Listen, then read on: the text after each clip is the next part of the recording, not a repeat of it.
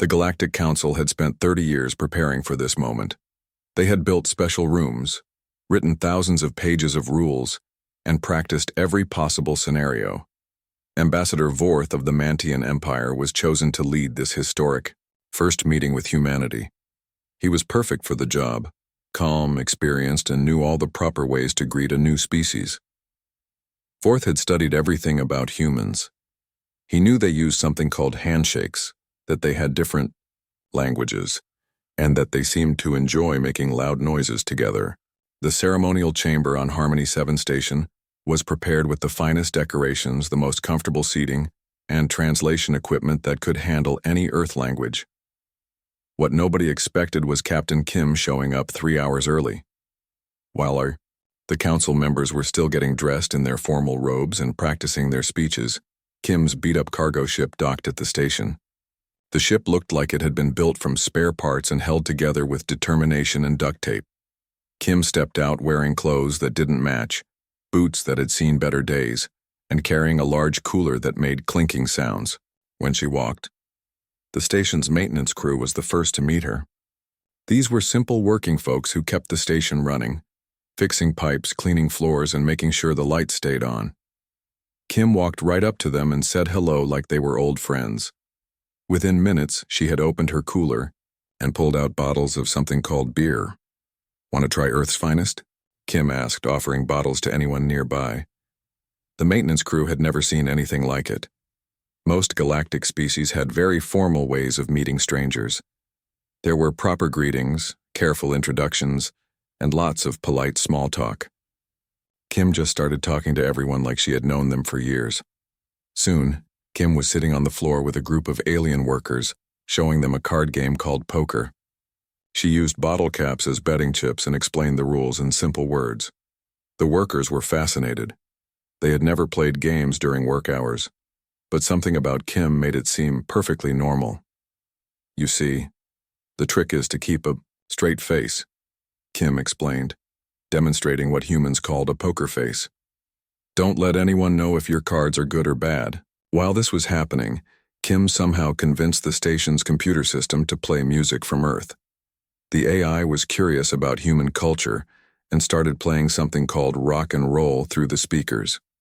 Soon, the entire docking area was filled with electric guitars and drums. The Galactic Council members began arriving for the ceremony, expecting to find their human guest waiting quietly in the prepared chamber. Instead, they found Captain Kim teaching a Klexon janitor how to play air guitar while a group of maintenance workers cheered them on. Ambassador Vorth arrived to find his perfectly planned ceremony had turned into something he had no words for. The human representative was taking turns drinking from small glasses with an alien custodian, laughing loudly, and explaining something about racing vehicles in circles. "On Earth, we have these cars that go really fast," Kim was saying, moving her hands to show speed. "They drive around a track hundreds of times and everyone cheers for their favorite driver." The custodian was nodding enthusiastically, even though his species had never invented wheels. Other council members arrived one by one, each more confused than the last. The Vorthans prided themselves on order and structure. The Zentaurians valued quiet contemplation and careful thought. The Carillion Empire believed in showing respect through elaborate ceremonies. None of them knew what to do with a human who treated everyone the same, shared her drinks with strangers, and turned a formal diplomatic meeting into a party. As more council members gathered, they watched in amazement as Kim somehow made everyone feel welcome. She didn't care about ranks or titles or species differences. The janitor got the same friendly treatment as the station commander. The maintenance crew was invited to join conversations with senior diplomats. The carefully planned first contact ceremony never happened the way it was supposed to. Instead, it became an 18-hour celebration where beings from dozens of different worlds shared stories, learned games, and discovered that humans had this strange ability to make anyone feel like family.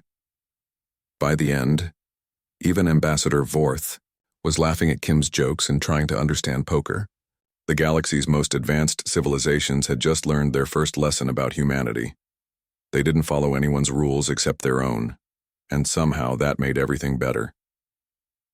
6 months after Captain Kim's legendary first contact party, the Galactic Council thought they had figured out humans.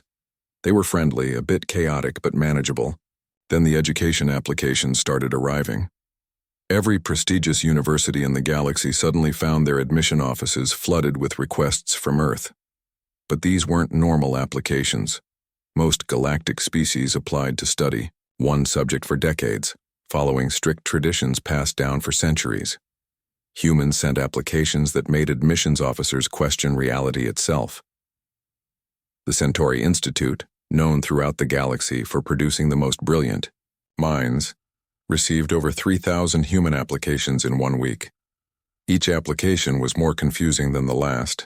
One human wanted to study space rocks and also cooking. Another requested courses in math, music, alien languages, and how to fix broken things. Dr. Park was among the first humans to actually show up at Centauri Institute. The admissions committee had approved her application, mainly because they couldn't understand what she was asking for. She arrived at the campus with a single backpack, a metal container that kept coffee hot, and an energy level that immediately worried the faculty. Most students at Centauri spent their first week finding their dormitory, locating their single classroom, and reading preparation materials.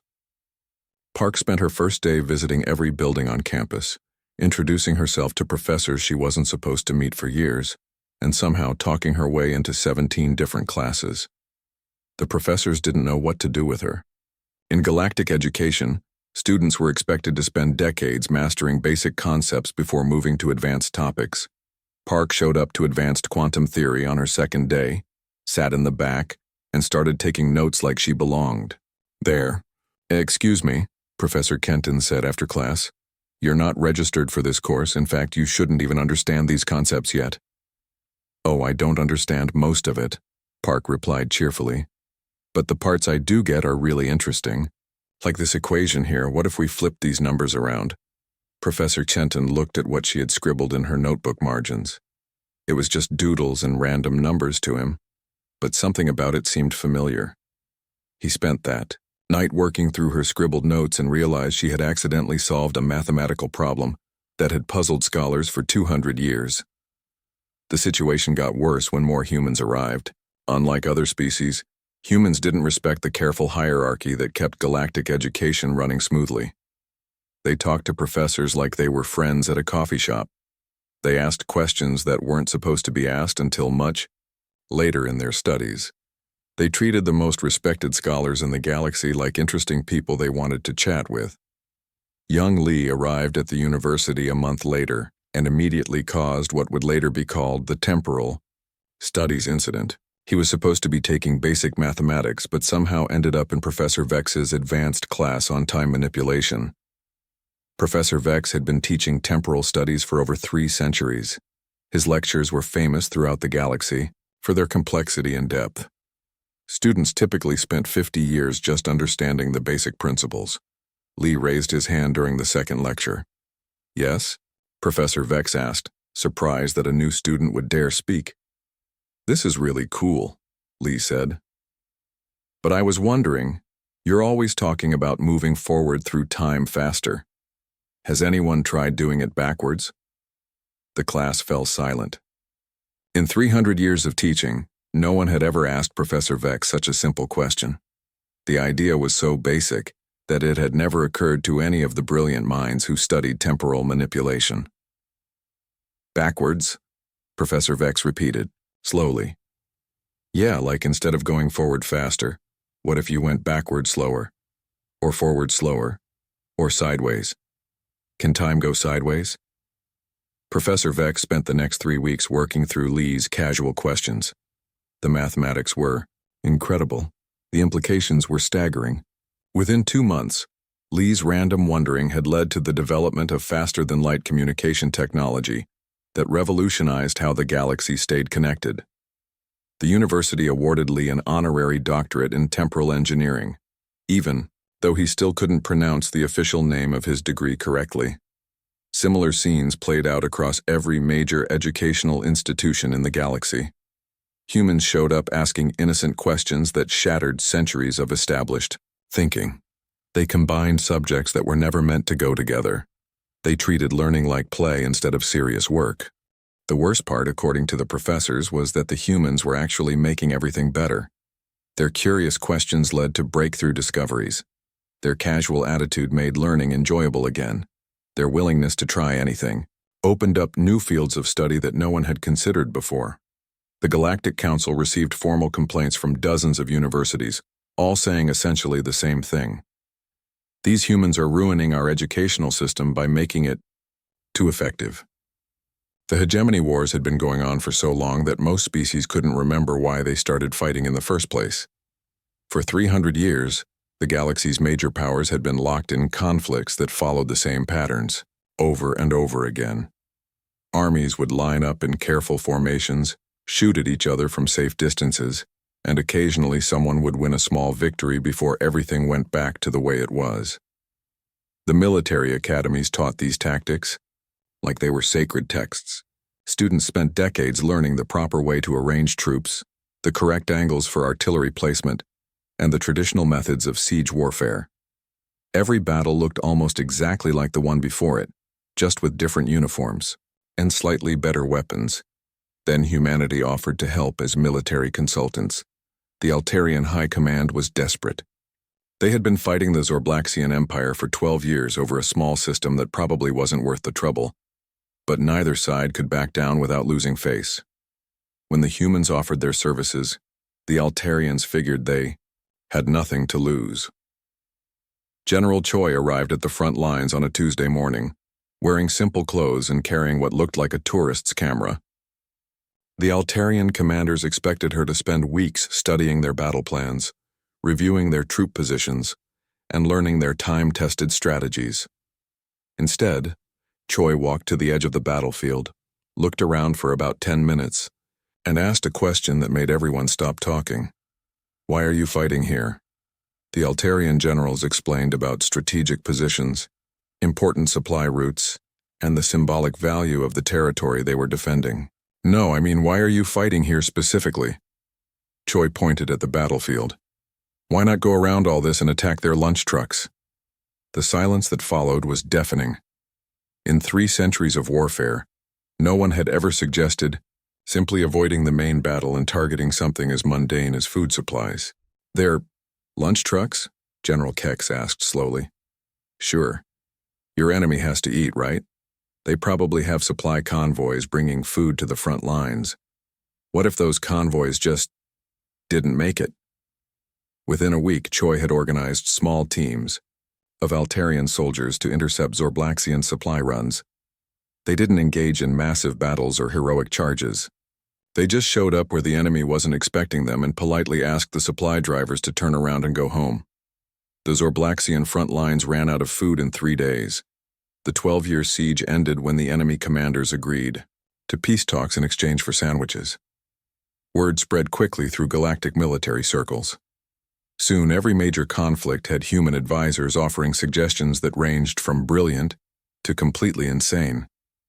The Soul Maneuver became legendary throughout the galaxy, though most military historians still argued about whether it was genius or madness. The strategy was beautifully simple: confusion through costume changes. Captain Yoon noticed that most galactic species had trouble telling individual humans apart. To them, humans all looked roughly similar: 2 arms, 2 legs, hair on top. So Yoon suggested that human soldiers carry multiple uniforms and change clothes several times during the day. The enemy would see human soldiers in blue uniforms during the morning patrol. The same soldiers would return in the afternoon wearing red uniforms, and the enemy would count them as completely different troops. By evening, when the humans switched to green uniforms, the enemy thought they were facing 3 times as many soldiers as were actually there. The psychological effect was devastating. Enemy commanders spent so much time trying to figure out how many humans they were really fighting that they forgot to fight effectively. But the most famous human military intervention was the Busan Gambit, which ended the longest siege in galactic history through methods that military academies still refused to teach. The siege of Fortress Calyx had lasted 12 years. The Mantian defenders were running low on supplies, but the fortress was too strong to attack directly. The Carillion besiegers were getting tired of waiting. but they couldn't break through the walls. Advisor Huang arrived at the siege lines and spent exactly 1 day observing the situation. Then he walked up to the fortress walls and shouted a challenge that changed everything. "Hey, you guys want to settle this with a drinking contest?" The Mantian commander, who hadn't had a proper drink in months, was intrigued. The Carillion general, who was proud of his species' legendary alcohol tolerance, was confident. Within hours, representatives from both sides were sitting at a table with bottles of various galactic beverages. The contest lasted 3 days. The end. Everyone was too drunk to remember why they were fighting. The siege ended with both sides agreeing to share the fortress and use it as a party venue for diplomatic meetings. The most disturbing development was something called the Jeju Protocol. The Galactic Council classified it as potentially dangerous before anyone explained what it actually involved. Military leaders throughout the galaxy demanded to know the details, convinced it must be some terrible new weapon. When the truth finally came out, the protocol turned out to be a comprehensive manual on conflict resolution through organized beach volleyball tournaments. The council kept it classified mainly because they were embarrassed that it worked so well. Human military advisors had accomplished something that centuries of traditional warfare couldn't. They made fighting so ridiculous that most species preferred to just talk things out instead. The Galactic Trade Consortium had run the galaxy's economy for over 1,000 years using the same careful, predictable methods. Prices changed slowly, markets moved in expected patterns, and everyone knew exactly what everything was worth.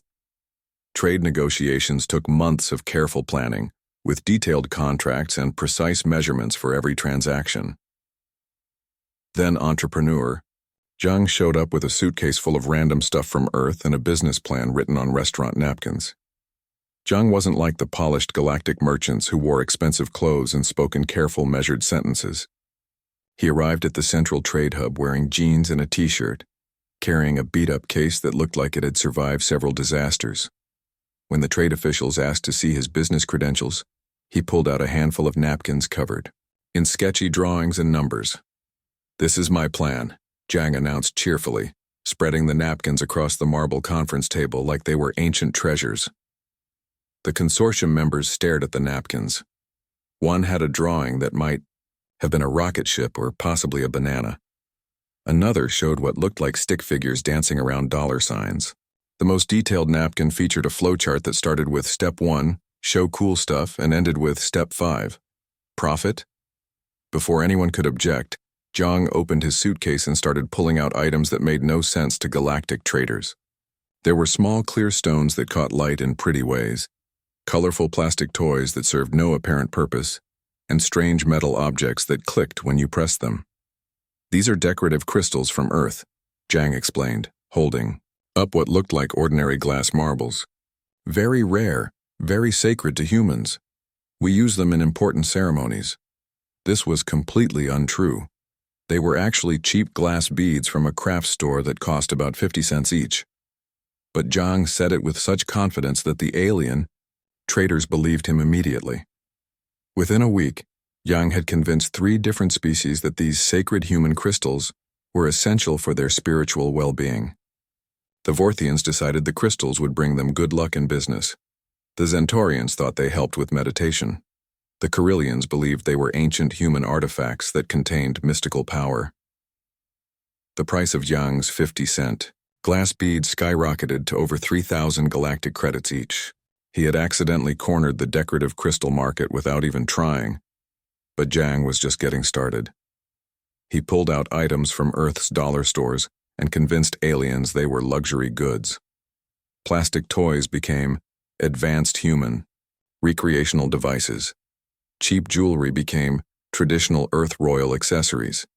Fidget spinners became human meditation wheels used by wise masters. The fidget spinner incident nearly caused the first trade war in galactic history. Zhang had sold them to the Mantian Empire as tools for achieving inner peace and wisdom. The Mantians immediately ordered 10,000 more and began using them in important business meetings. When the rival Altarian Republic saw Mantian negotiators spinning these mysterious human devices during trade talks, they assumed it was some kind of psychological warfare weapon.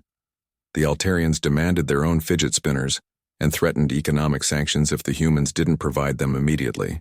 Soon, every major galactic power was desperately trying to acquire more fidget spinners than their enemies. The price went from 3 credits to over 8,000 credits each.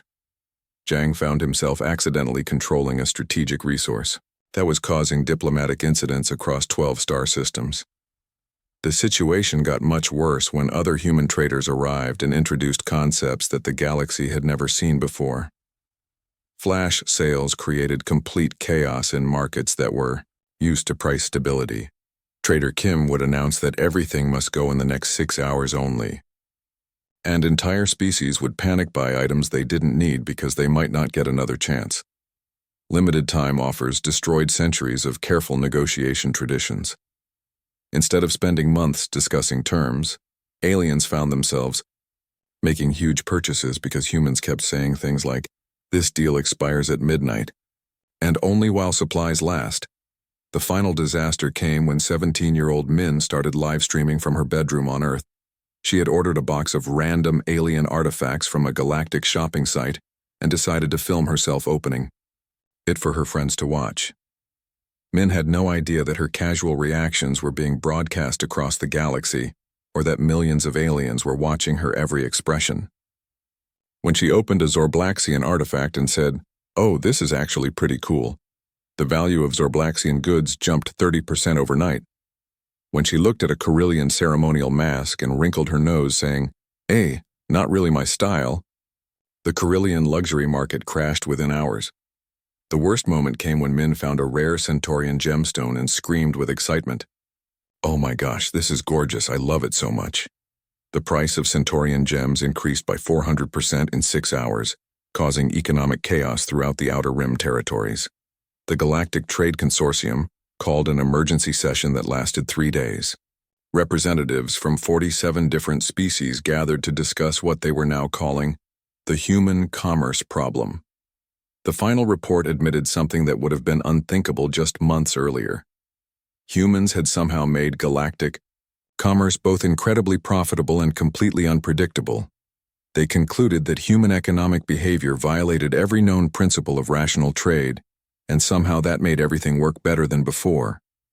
The emergency session of the Galactic Council was unlike anything in the organization's 1,000-year history.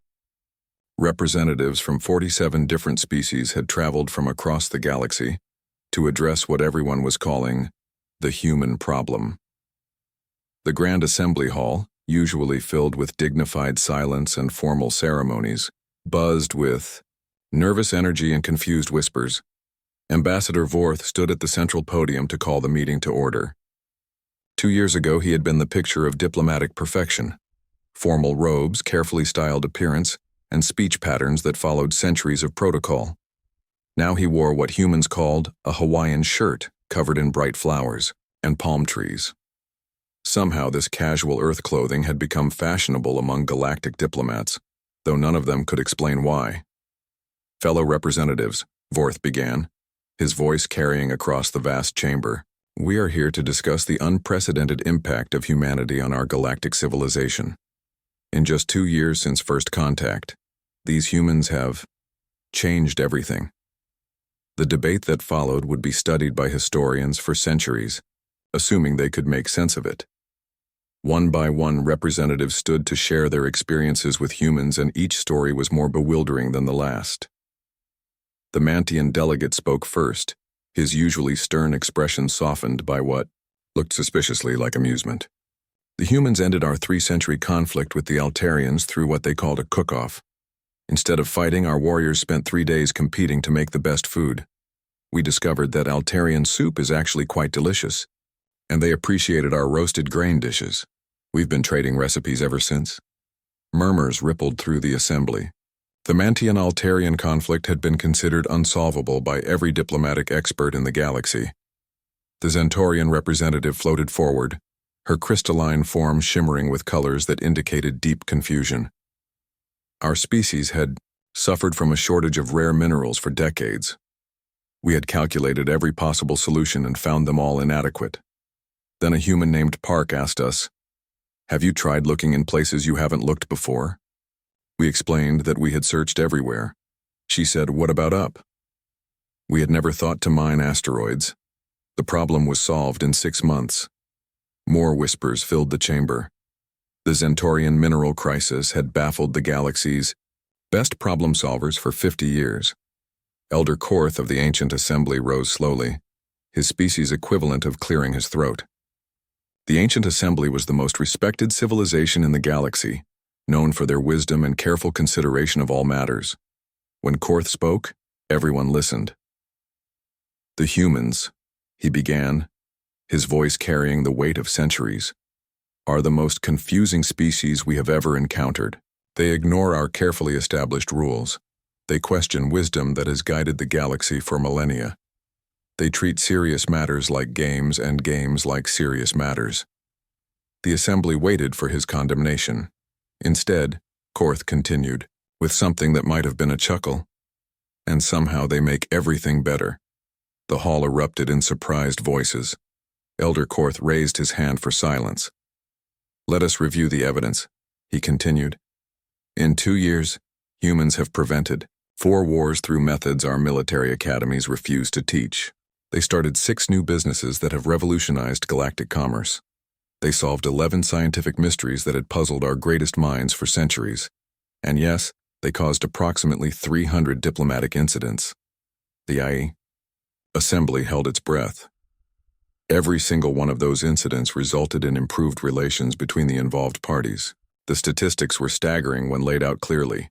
Humans had stumbled into every major galactic institution and somehow made them work better.